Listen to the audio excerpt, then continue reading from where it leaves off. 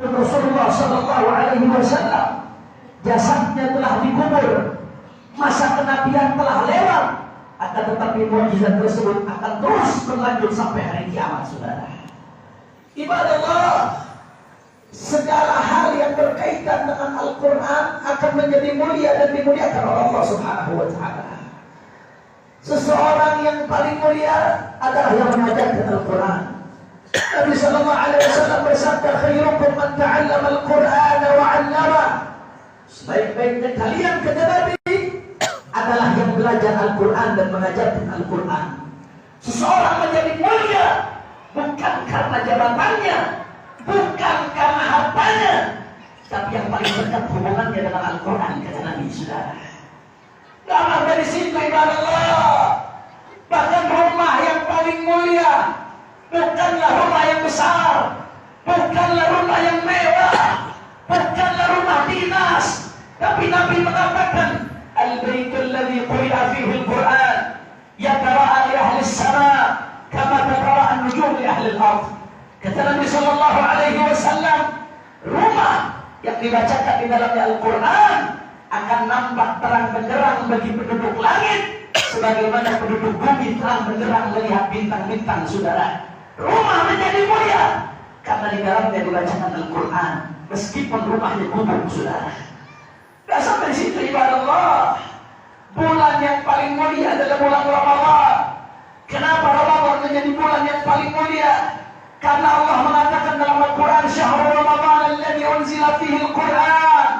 Di bulan Ramadan Allah turunkan Al-Quran. Ramadan menjadi bulan yang paling mulia karena di dalamnya Allah turunkan Al-Quran. Bahkan malam yang paling mulia, malam Lailatul Qadar. Kenapa Allah jadikan Lailatul Qadar malam yang paling mulia?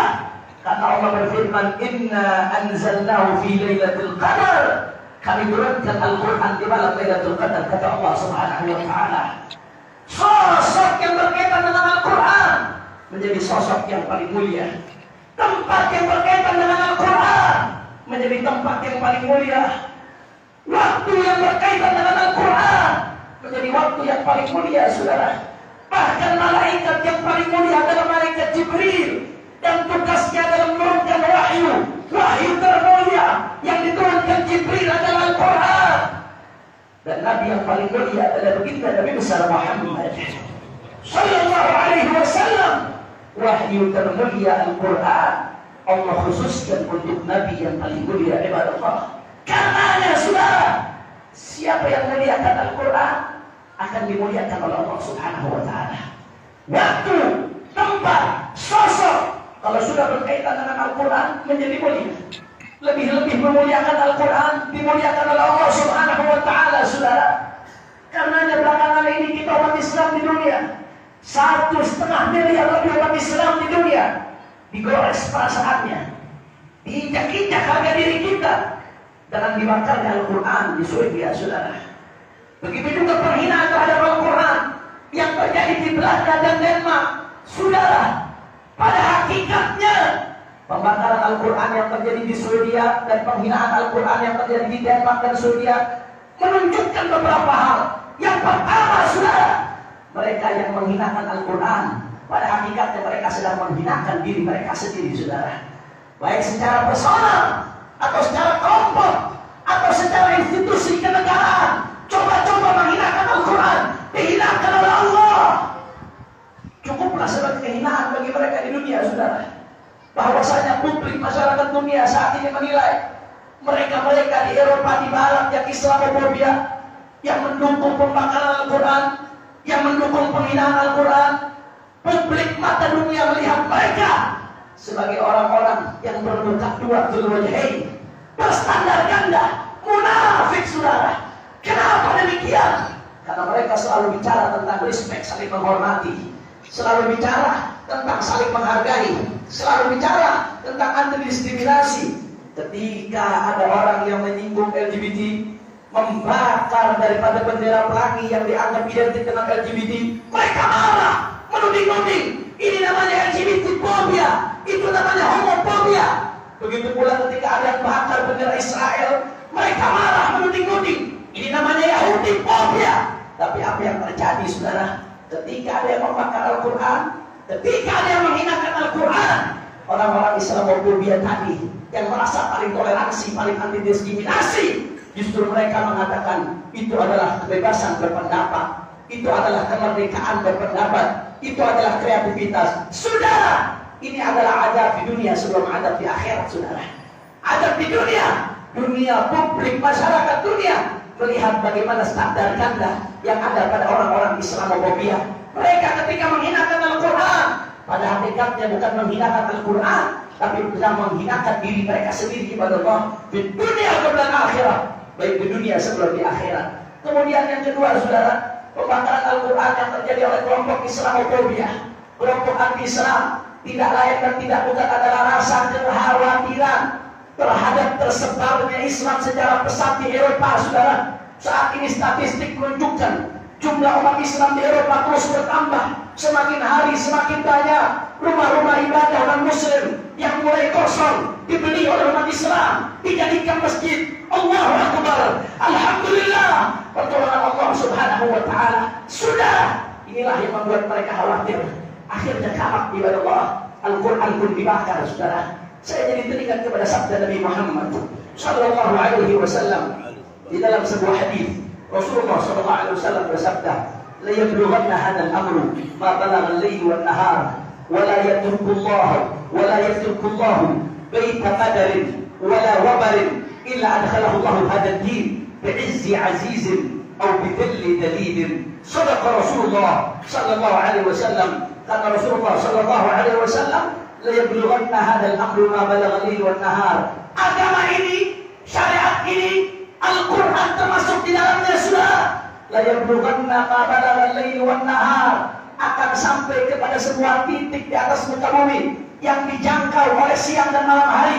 Tidak ada satu titik pun yang tidak dijangkau oleh siang dan malam hari, saudara. Janji dari Rasulullah bahwasanya risalah ini akan sampai kepada sebuah tempat yang sampai ke dalamnya siang dan malam hari, saudara. Dan apa kata Nabi? Wala yatrukullahu baita wabarin wala madarin illa adkhalallahu hadzal din bi'izzi 'azizin aw bidhilli dalilin. Allah tidak akan meninggalkan satu rumah pun di atas muka bumi, baik rumah yang dari batu, atau rumah yang dari tanah, atau rumah yang dari sabut, atau rumah dari bahan-bahan lainnya, tidak akan ditinggalkan oleh Allah kecuali di dalamnya akan sampai agama Allah Subhanahu wa Ta'ala, saudara. Bi'izzi 'azizin, dengan kemuliaan orang-orang yang mulia ketika sampai Islam kepadanya dia menerima Islam, au bidhilli dalilin, atau kehinaan orang-orang yang hina sampai kepadanya kebenaran tapi dia tidak mengikuti kebenaran yang hakiki di dunia dan akhirat. Oleh karena itu, saudara, pembakaran Al-Quran tidak lain dan tidak bukan adalah rasa khawatir kelompok Islamophobia atas tersebarnya Islam di Eropa. Semakin hari semakin bertambah, semakin hari terus menyebar, saudara. Di London, di Prancis, di Jerman, di Belanda, umat Islam semakin banyak. Pertolongan Allah, saudara. Yuriduna liyutfi'u nurallah biafwahihim wallahu mutimmu nurihi walau karihal kafirun. Mereka ingin padamkan cahaya Allah biafwahihim, dengan lisan-lisan mereka, dengan syubhat-syubhat mereka, dengan statement-statement mereka. Tapi Allah akan sempurnakan cahayanya meskipun orang-orang kafir itu tidak rela ibadah Allah. Katanya, insya Allah kami penuh dengan keyakinan, dengan terus berusaha, dengan terus berjuang. Insya Allah hari ini satu Al-Quran dibakar di Eropa, maka besok puluhan juta Al-Quran akan semakin menyebar di rumah-rumah orang Eropa ibadah Allah. Kemudian yang ketiga, saudara, terjadinya pembakaran Al-Quran ini adalah teguran buat kita. Setebal mana keimanan kita, yang terkadang kita emosi kalau diri kita dihina, tapi bagaimana respon kita ketika agama dihina, kitab suci kita dihina, saudara. Buya Hamka, seorang tokoh Islam di Indonesia, mengatakan kalau kau diam melihat agamamu dihina, tidak marah, ganti pakaianmu dengan kain kafan, saudara. Tadi Imam Syafi'i mengatakan, manistung tiba walam yaqdar fahuwa himar. Siapa orang yang dipancing untuk marah dengan dihina agamanya, dengan direndahkan syariatnya, kemudian walam yaqdar, kemudian dia tidak marah, ada makan saja, saudara.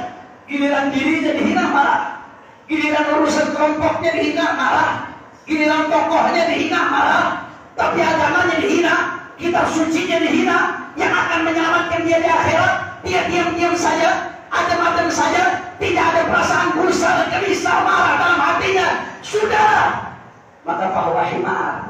Kata Imam Syafi'i, orang seperti itu tidak ada bedanya dengan keledai, saudara. Oleh karena itu, saudara, kejadian pembakaran Al-Quran ini juga menjadi cobaan buat kita. Sejauh mana kepedulian kita terhadap agama Allah, sejauh mana kepedulian kita terhadap Al-Quran. Dan tadi, saudara, ketika orang menghinakan Al-Quran, hakikatnya dia menghinakan dirinya, saudara. Tapi sebaliknya, ketika orang memuliakan Al-Quran, pada hakikatnya dia sedang memuliakan dirinya, saudara. Ketika orang membela Al-Quran, pada hakikatnya dia sedang membela dirinya. Dia memancing pertolongan Allah. Inna Rasulullah yarsulkum wa yuthabbit aqdamakum. Masya Allah, tabarakallah. Kita bela agama Allah bukan karena Allah butuh kepada kita, saudara. Allah nggak butuh pertolongan kita. Allah Maha Kuat, Allah Maha Kuasa. Tapi kita yang butuh pertolongan Allah. Bagaimana cara mancing pertolongan Allah untuk diri kita, untuk keluarga kita, untuk famili kita, untuk dunia akhirat kita? Cara mancing pertolongan Allah adalah dengan menolong agama Allah Subhanahu wa Ta'ala. Karenanya, saudara, mudah-mudahan kalau di dunia kita bela Al-Quran, memperjuangkan Al-Quran, besok ketika mati kita dibela oleh Al-Quran, saudara. Di kubur kita dibela oleh Al-Quran. Di hadapan Allah kita dibela oleh Al-Quran. Al-Quran menjadi hujjatun lana, la hujjatan alaina. Al-Quran menjadi hujjah yang membela kita di hadapan Allah, bukan memberatkan kita di hadapan Allah Subhanahu wa Ta'ala. Inna ahsanal kalam kalam Allah al-Malik al-Allam. Wallahu Subhanahu wa Ta'ala yaqul wa biqawlihi yahtadi al-muhtadun. Wa idza